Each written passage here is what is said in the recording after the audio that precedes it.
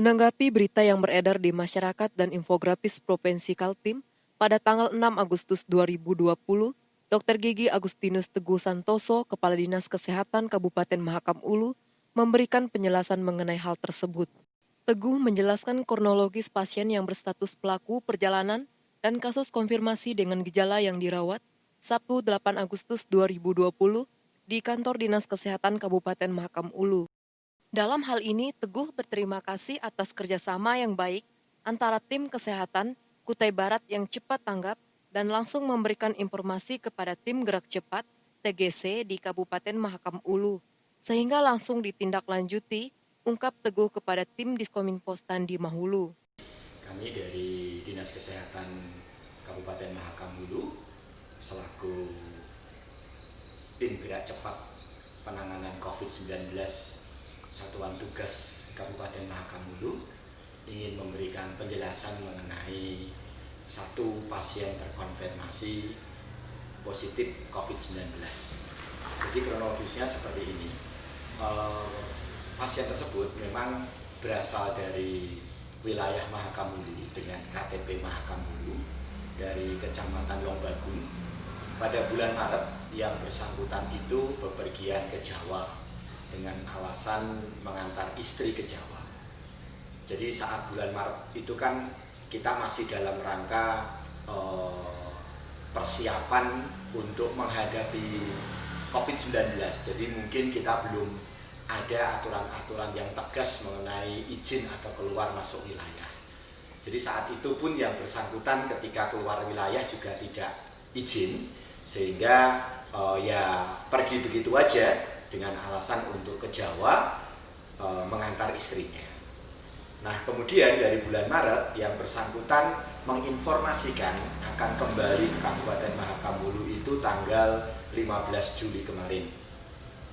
Kemudian kita pantau yang bersangkutan supaya melaksanakan prosedur yang sudah ditetapkan sesuai dengan instruksi Bupati nomor 7 tahun 2020 bahwa apabila ada orang bepergian yang berangkatnya dari luar Provinsi Kalimantan Timur itu diwajibkan untuk melampirkan atau memeriksakan PCR atau swab.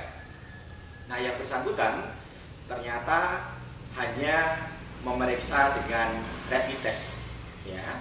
Jadi tanggal 15 beliau ke Samarinda, kemudian di Samarinda ceritanya menginap di sana dulu. Mungkin ada kegiatan atau ada keperluan selama 1 minggu. Dan ketika mau ke Mahakam Ulu, itu periksa rapid test dan hasilnya reaktif. Ya. Nah, kalau misalnya rapid test hasilnya reaktif secara prosedur, mestinya harus diikuti dengan pemeriksaan swab. Ya. Tapi yang bersangkutan tidak mengemukakan bahwa pemeriksaannya itu reaktif, sehingga yang bersangkutan tetap melanjutkan perjalanan menuju Mahakam Ulu melewati Kutai Barat. Nah, karena kami belum mengeluarkan surat izin masuknya, maka yang bersangkutan akhirnya memeriksakan diri ke Klinik Santo Yosef untuk periksa kedua. Ya. Nah, ternyata di pemeriksaan kedua hasilnya juga reaktif. Nah, karena dua hasil itu reaktif, kami tetap tidak perbolehkan masuk. Kemudian yang bersangkutan kami minta untuk melapor ke petugas kesehatan setempat, ya, yaitu di Puskesmas Bigung dan Dinas Kesehatan Kutai Barat. Kemudian dilakukan isolasi mandiri. Ketika dilaksanakan isolasi mandiri di wilayah Bigung di situ, informasinya yang bersangkutan mengontrak rumah kosong di kampung di dekat Bigung situ. Kemudian setelah 14 hari, tanggal 4 Agustus kemarin itu dinyatakan selesai karantina, tetapi timbul gejala ada batuk-batuknya, ya, flu lah seperti itu. Nah, makanya karena pemeriksaan dulunya reaktif, belum ditindaklanjuti dengan prosedur untuk pemeriksaan swab, apalagi dalam masa karantina walaupun hari ke-14 baru muncul reaksinya, maka kami tetap tidak mengizinkan untuk masuk wilayah. Ya, jadi kami mohon supaya diikuti prosedur selanjutnya, yaitu tetap menggunakan pemeriksaan swab.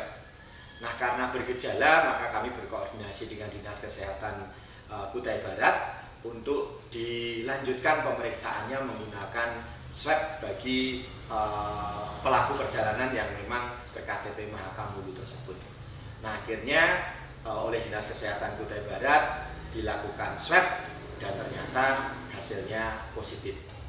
Karena hasilnya positif, tentu saja setelah itu langsung ditindaklanjuti dengan perawatan di Rumah Sakit Khusus Penanganan COVID-19 di Kutai Barat, yaitu di Rumah Sakit Pratama Linggang Bigung.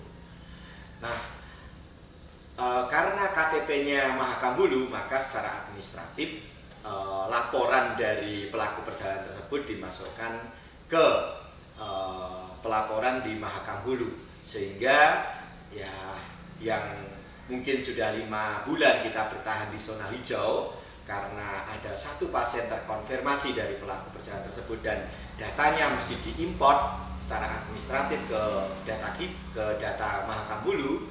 Makanya infografis yang ditayangkan di dalam pelaporannya memang Mahakamulu akhirnya harus mencatat ada 1 pasien terkonfirmasi COVID-19, walaupun dari sistem penapisan dan seleksi kita sudah berusaha semaksimal mungkin untuk tidak masuk. Tetapi prinsipnya pasien tersebut tidak sampai masuk ke Kabupaten Mahakamulu. Dari awal sudah kita pantau dan kita berterima kasih dengan Kabupaten Kutai Barat yang selama ini terus berkoordinasi di dalam penanganan perilaku perjalanan yang seperti ini. Sebetulnya ini sudah hampir kedua kalinya ya kasus bahwa perilaku perjalanan dari luar provinsi mau masuk ke Mahakamulu tetapi terseleksi oleh tim kami sehingga tidak jadi masuk, dan ketika kita wajibkan untuk melakukan tes swab hasilnya positif ya. Kalau nggak salah 2 minggu yang lalu juga ada kasus yang sama, pelaku perjalanan dari Jember juga sama, hanya menggunakan rapid test saja, tetapi kami tetap mewajibkan untuk menggunakan swab, ternyata hasilnya juga positif ya hasil swabnya, sehingga tidak masuk ke Kabupaten Mahakamulu. Tetapi karena memang KTP-nya KTP luar provinsi, maka datanya masuk di data pelaporannya di Kabupaten Kutai Barat karena swabnya di Kabupaten Kutai Barat. Tapi kalau untuk kasus yang terakhir, karena memang KTP-nya KTP Mahakamulu dan yang bersangkutan pelaku perjalanan yang memang berasal dari kampung di Mahakamulu, maka secara administratif datanya masuk di data Kabupaten Mahakamulu. Nah, kedepannya dengan melihat situasi yang seperti ini, memang perlu tetap harus diperketat untuk perizinan masuk wilayah.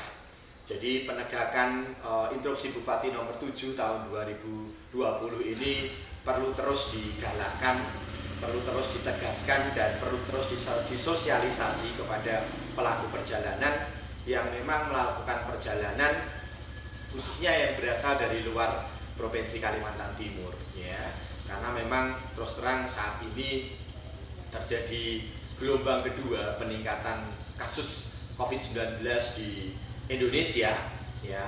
Di Jawa itu juga kasusnya masih tinggi, kemudian di beberapa provinsi seperti di Sulawesi Selatan, kemudian Kalimantan Selatan dan beberapa provinsi lain juga menunjukkan angka yang tinggi, sehingga kami mengharapkan kepada masyarakat di dalam fase kedua gelombang COVID-19 di Indonesia ini untuk selalu mengikuti protokol kesehatan ya, pencegahan COVID-19, kemudian selalu menggunakan masker ya ketika beraktivitas keluar rumah, kemudian juga menjaga jarak ya apabila berkomunikasi atau berkontak dengan orang lain, paling tidak mengambil jarak antara 1,5 meter sampai 2 meter.